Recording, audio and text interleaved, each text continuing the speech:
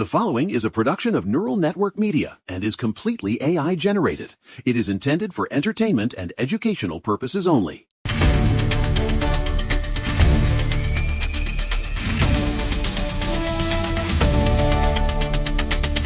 Good morning, Patriots. It is Monday, January 26th, 2026, and you are listening to the Neural Right. I'm Diane Albright, and let me tell you, my flag scarf is tied a little tighter today because the world has officially gone off the deep end over the weekend. I've got my coffee, I've got my common sense, and I'm ready to lean into the camera and give you the reality check you won't get from the corporate shills. Good morning, Diane. It's a somber morning, isn't it? I'm Walter Blackwood. We are looking at a landscape that is, well, it's fractured. Roughly speaking, the structures we've relied on to provide order and meaning they're being dismantled by those who don't understand the weight of what they're destroying. It's bloody complicated. And frankly, it makes me want to weep for the state of our institutions. Oh, please. We don't have time for weeping, Walter. We've got a massive show. I mean, buckle up, everyone. We are talking about the Ivy League reckoning, which is hilarious. And we're going deep on the largest healthcare strike in history. And we'll discuss the events in Minneapolis, the chaos, the dissolution of the boundary between the state and the individual. It's no joke. Exactly. But before we dive in, let's remember where we were yesterday. We talked about that one big, beautiful bill act and how it's basically a tax on phantom income. Walter was very distressed about the devouring mother state. And we covered the demographic crossover where deaths will exceed births by 2030. It's the loss of the logos, Diane. It's the loss of people having kids, Walter. Give me a break. Anyway, we also have a special topic update. Our public launch is almost here. The music is ready, the systems are stable, and we're getting the Patreon set up so our dedicated patriots can support us directly. We're excited to finally share the full Neural Right experience with the world. It's about building a foundation, a place for truth to stand. Right. And speaking of foundations, or a lack thereof, Walter, I want you to take the lead on this first one because I know it's just going to make your Kermit voice go into overdrive. What is happening at Columbia University? Well, that's the thing. On January 25th, the Board of Trustees at Columbia unanimously appointed Jennifer L. Mnookin as the next president. Now, you have to understand the context here. She is the fourth president in just over 2 years. Fourth. It's a complete collapse of institutional memory. When you have that much turnover at the top of a hierarchy, the hierarchy itself becomes pathological. Mnookin is being brought in from Wisconsin-Madison as roughly speaking, a consensus builder. A consensus builder? Are you kidding me, honey? No. Right? But the stakes are bloody high. Columbia lost $400 million in federal funding last year because the Trump administration correctly identified that they weren't protecting Jewish students from harassment during those encampments. They got some of it back, but it came with strings, a federal overseer. Good. They need a babysitter. But here's the deeper tragedy, Diane. It's not just Columbia. The global rankings just hit, and Harvard has lost its #1 spot. It's being overtaken by Chinese institutions. Oh, I love this for them. But think about the implications. When our elite universities trade the pursuit of objective truth for ideological possession, for this postmodern neo-Marxist deconstruction, they stop being centers of excellence. They become finishing schools for activists. And China isn't doing that. They are focusing on the architecture of reality, engineering, physics, hard sciences. Exactly. They're building bridges while Harvard is busy deconstructing the word bridge. It's a total inversion of the natural order. If you abandon merit, you abandon the future. It's bloody simple, but these elites are so blinded by their own resentment of traditional values that they're willing to let the entire structure burn. Well, speaking of structures burning, let's move to something even more urgent. This next story comes from a listener request. Jerry, one of our Patreon supporters, asked us to look into the history of ICE. And Jerry, thank you. Because with Operation Metro Surge happening in Minneapolis right now, everyone needs to know why this agency exists and why the in-grades hate it so much. It's a timely request, Jerry. It's a huge request. So for everyone who thinks ICE has been around since the Mayflower, listen up. ICE, Immigration and Customs Enforcement, was founded on March 1st, 2003. It was a post-9/11 response to the fact that our security was a mess. President Bush signed the Homeland Security Act because we realized we couldn't track who was in the country or what they were bringing in. It was a merger of the U.S. Customs Service and the Immigration and Naturalization Service. Right. The goal was a seamless web of security. Exactly, to stop terrorists from exploiting the gaps. But fast forward to 2026, and the left acts like ICE is the root of all evil. Right now, in Minneapolis, we have 2 federal hearings today because of the shooting of Alex Preddy. And look, any loss of life is serious, but we have to look at the reality of Operation Metro Search. The administration has added 12,000 new agents. Why? Because we are dealing with what Dr. Kelly Greenhill calls weaponized migration.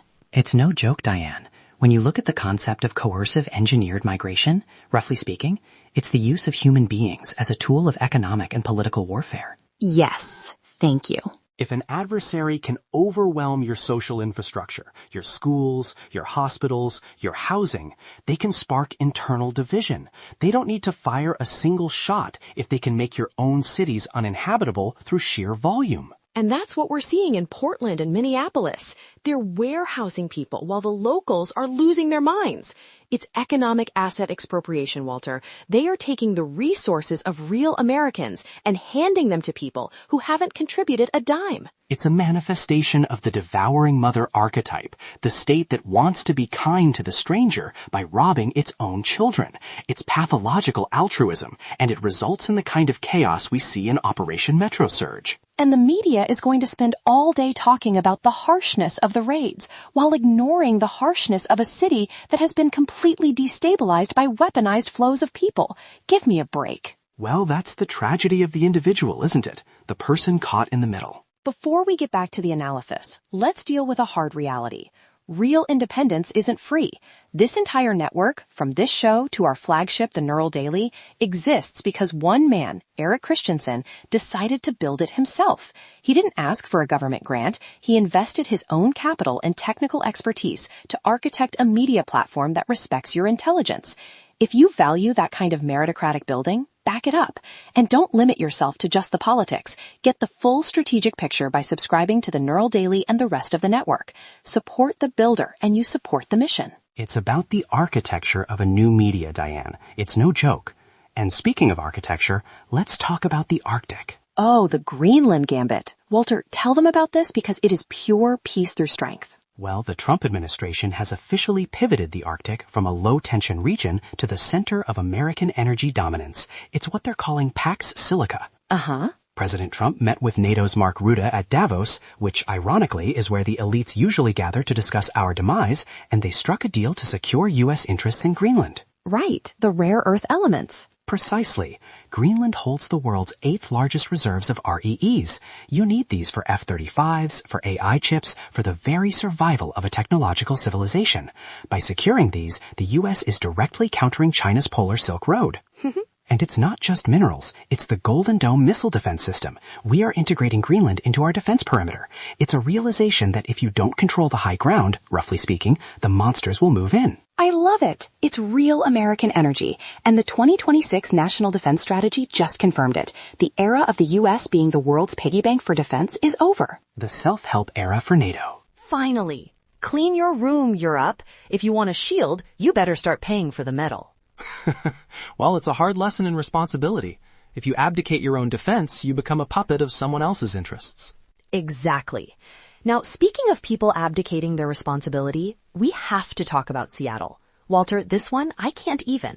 A 12-year-old boy. I saw the report. It's horrifying. He's wearing a hot pink ski mask. He stalks a 43-year-old woman in a parking garage at an Amazon Fresh, of all places, and he punches her repeatedly in the face before stabbing her in the cheek with a screwdriver. Then he steals her bag, goes through it, and returns to hit her again. He was already known to law enforcement, Walter, but because of the ingrates in the Washington legislature, a 12-year-old stays in juvenile court no matter how violent the crime is. This is the problem when you remove the concept of justice from the legal system and replace it with empathy for the predator. Thank you. A child who commits an act of gratuitous violence with a screwdriver. That child is screaming for a boundary. He is testing the world to see if there is any order left. And when the state says, oh, you're just a child, back to the street you go, you are essentially telling him that he is the master of chaos. I say lock him up. If you're old enough to hunt a woman down with a screwdriver, you're old enough to face a real judge. Well, Diane, I disagree that simple incarceration for a 12-year-old is the whole answer. We have to look at the vacuum of the father. Where is the man in that boy's life who should have taught him to respect the vulnerable? Honey, no. The victim shouldn't have to wait for the boy to find a father figure while she's getting stabbed in the face. The common sense answer is that the streets need to be safe. Look at Mexico, Salamanca. 11 people killed at a soccer match. Uh-huh. Gunmen just opened fire. Women and children hit. The cartels, Santa Rosa de Lima and the CJNG, they don't care about archetypes, Walter. They care about power. And when we have a revolving door for criminals here, we're inviting that same level of chaos into our parking garages. You're not wrong about the consequences, Diane.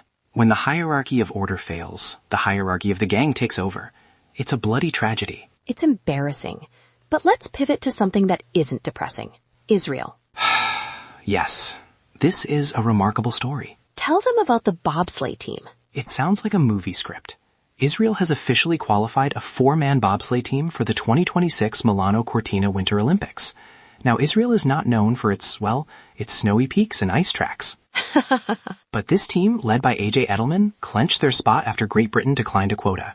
You've got a Druze rugby player from Galilee, a shot put champion, and a CrossFit pro. I love it. Edelman said something that really resonates with the spirit of the individual. He said, for Israel, impossible is just something we do. Every day. That's the mama bear spirit right there. It's the refusal to be a victim of your circumstances. It's the willingness to climb the mountain, or in this case, slide down the ice, even when the world says it can't be done. And it comes at the same time the IDF finally recovered the last remains from October 7th. Right.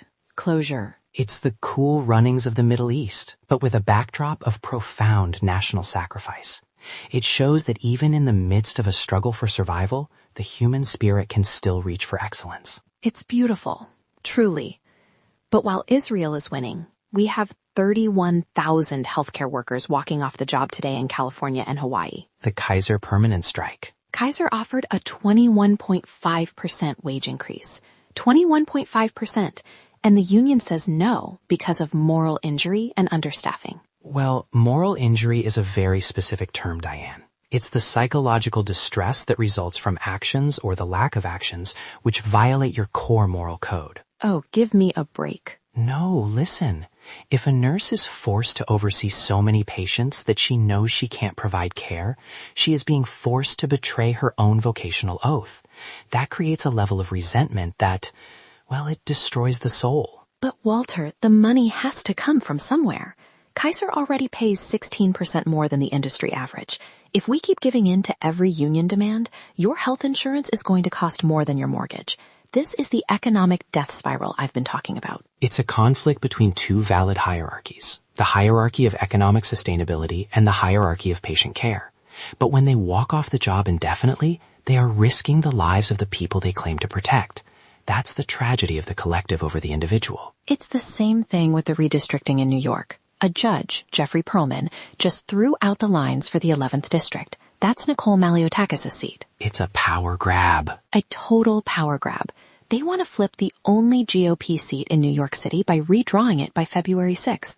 They're using voting rights as a shield to gerrymander their way to a House majority. It's the manipulation of the rules of the game to ensure you never lose. When the common sense reality is that people should win on their ideas, not on how they move the lines around a housing project. Exactly. But let's end on something a little lighter. Walter, I know you have some thoughts on the new judge for the Great British Bake Off. Nigella Lawson. She's 66, she's iconic, and she's replacing Prue Leith. Well, she knows her onions and her croissants. There's something, roughly speaking, very vital about Nigella Lawson. She brings a sense of the sassy and fun back to the tent. Baking is about following the rules to achieve a perfect result. It's a miniature version of the Logos. You take the raw chaos of flour and water, and through the application of fire and order, you create something that nourishes.